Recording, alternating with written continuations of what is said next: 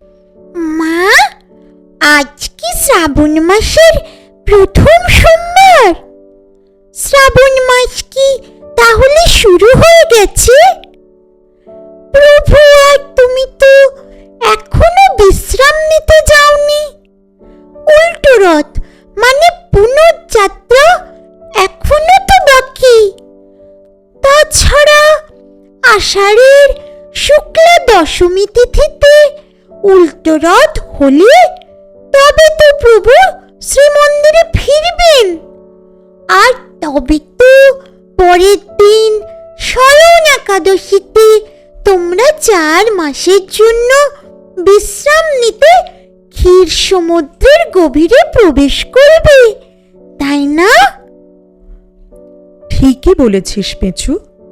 সৌর শ্রাবণ অর্থাৎ সূর্যদেবের গতিপথ বিচার করলে আজই শ্রাবণ মাসের প্রথম সোমবার, আর চন্দ্রদেবের গতিপথ বিচার করলে উল্টো রথের পর যখন গুরু পূর্ণিমা আসবে, অর্থাৎ আষাঢ় মাসের পূর্ণিমার পরের দিন থেকে শ্রাবণ মাস শুরু হবে।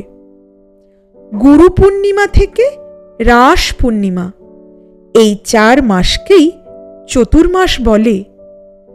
এই সময় তোর প্রভু পৃথিবীর মূল দায়িত্বভার থেকে বিশ্রাম নেন, আর তাই পার্থিব শুভ কাজ যেমন বিবাহ, গৃহপ্রবেশ, মুখান্নপ্রাশনের মতো শুভ কর্ম এই 4 মাস সাধারণত নিষিদ্ধ থাকে। রাস পূর্ণিমার আগে দেবোত্থান একাদশীতে প্রভু পুনর্জাগ্রত হবেন। জগতে দৈবী শক্তির পুনর্জাগরণ হবে। তখন আবার সব জাগতিক শুভ কাজ সুসম্পন্ন করার দায়িত্বভার নেবেন তোর প্রভু। শ্রাবণ মাস তো প্রভুর জন্ম মাস। প্রভু যদি এই মাস থেকে বিশ্রাম নেন, তাহলে শ্রাবণ মাসের দায়িত্বে কে থাকেন মা? দেবাদিদেব শিবশঙ্কর সপরিবারে শ্রাবণ মাসে ধরিত্রীতেই বাস করেন পেঁচু। এই মাসের দায়িত্বে থেকে পৃথিবীকে রক্ষা করেন। শ্রাবণ মাসে মা পার্বতীর সাথে মহাদেবের পুনর্মিলন হয়েছিল, তাই শ্রাবণ মাস মহাদেবের অত্যন্ত প্রিয়। এই মাসে শুদ্ধাচারে শুদ্ধ মনে যে মানুষ মহাদেবকে ভক্তি ভরে জল অর্পণ করে, ভোলানাথ সহজেই সেই ভক্তের মনস্কামনা পূর্ণ করেন।